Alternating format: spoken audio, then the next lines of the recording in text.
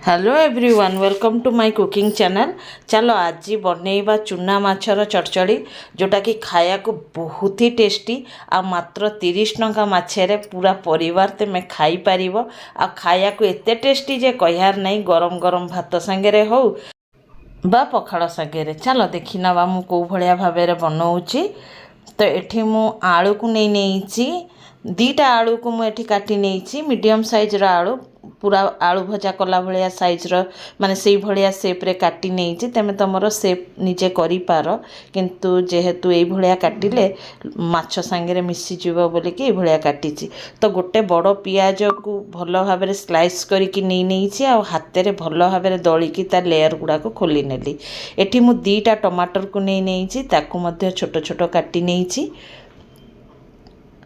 एतिरे कौन सी मसला बटार दरकार नहीं, आ बेसी तागझाम भी दरकार नहीं। खाया को एते टेस्टी हम जे कहयार नहीं।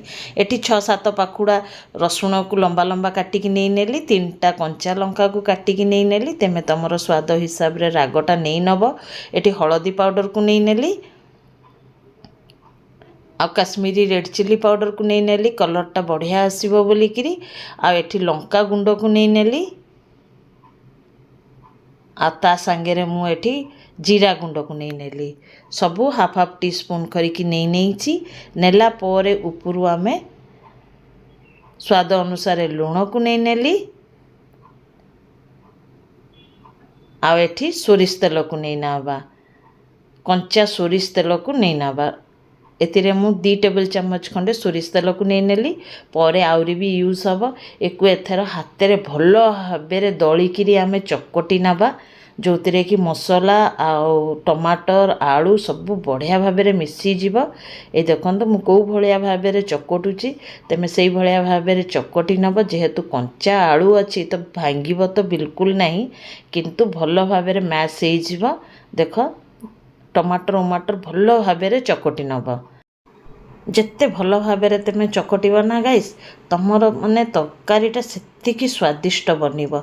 एटी देखिपु मु कम से कम 2 ରୁ 3 मिनट जाए भल भाव दली दलिका चकटी नेली। तेल आ मसला आ टमाटर देख सबू भल भाव पूरा लटपट होकर लाखीगला। यही भाया भाव ही चकटब।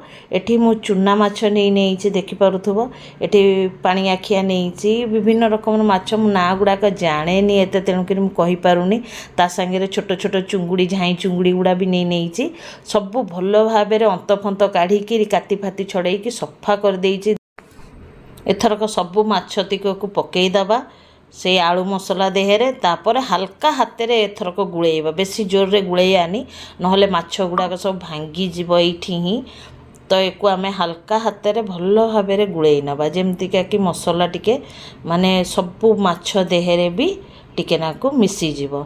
तो सबू गुड़ाक भल भाव गुड़ेला परे उपरू आउरी 2 टेबल चामच मु सोरिष तेल को देदेली। आ कंचा लंका 3टा मु स्लिट करी पकईदेली। पकईकी एक लो टू मीडियम रे ढांकुणी लगेकी 5 मिनट पे रखीदेली। तापर खोलिकी तुमको देखौची, जेहेतु पानी बिल्कुल भी नहीं, तेणुकरी आम एक टिके नाकु ओलट पालट करदबा, नहले टिके खोलिकी तुम देखुथुब नहले तलटा लाखीजीव। तेणुकरी लो टू मीडियम रे ही रखिब आंच को। देखंतु फेर थरे मु तल ऊपर करदेली। तल ऊपर करी आलू गुड़ाक देखो 5 मिनट रे ही भल भाव सीझीगला, कारण ताको आम बढ़िया भाव गुड़े देते। ये ओलट पालट कर देचे कला पर सीझी माने पूरा हो गला पर फेर थरे मु 1 टेबल चामच खंडे सोरिष तेल को पकईदेली।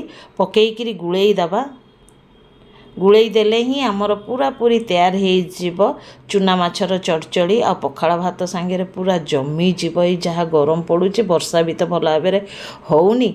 आउ यही भाया भाव चूना माछ सांगे जदि तुम पखाड़ जदि कंसे न खाइब ना गाइस, तो मते कहब। आ जदि गरम भात सांगे तुम यहीटा को रांधुच, ताहले तुम या सांगे गोटे आंब डाली बनई नब, जोटा कि माने एकदम बेस्ट रहिबा, किछि दरकार नहीं खायापी। ये देखो तेल पूरा सेपरेट हवा लगी जाइए। एथरक गैसटा बंद कर दूची। आमे चलो जीवा एथरक पखाड़ बेले खंडे खायापी कि। तो गरम गरम चड़चड़ी सांगे बेले पखाड़ तो आराम रे जीव। खाली कंचा पियाज टिके हवा दरकार, ମାନେ ସେ କୁଲି ପିଆଜ ଗୁଡ଼ା ହୁଏନି, ଛୋଟ ଛୋଟ ପିଆଜ, ସେଇ ପିଆଜ ହେବା ଦରକାର ଖାଇବା ପାଇଁକି। ବାସ୍ ସଇଲା, ଆଉ କିଛି ଦରକାର ନାହିଁ। ବଡ଼ିଚୁରା ଫଡ଼ିଚୁରା କୌଣସି ମାନେ ଚକଟା ଚକଟି ବି ଦରକାର ନାହିଁ। ଏହା ସାଙ୍ଗରେ ତୁମେ ବେଲେ ଭାତ ଖାଇବ। ଚାଲ ଗାଇଜ୍, ଯଦି ଭିଡ଼ିଓଟା ଦେଖିକି ଭଲ ଲାଗିବ ଗାଇଜ୍ ତ ଲାଇକ୍ କମେଣ୍ଟ ସେୟାର କରିବା, ଆଉ ଯେତେ ବି ନୂଆ ସାଙ୍ଗମାନେ ଦେଖୁଛନ୍ତି ସବସ୍କ୍ରାଇବ୍ କରିବାକୁ ଭୁଲିବନି।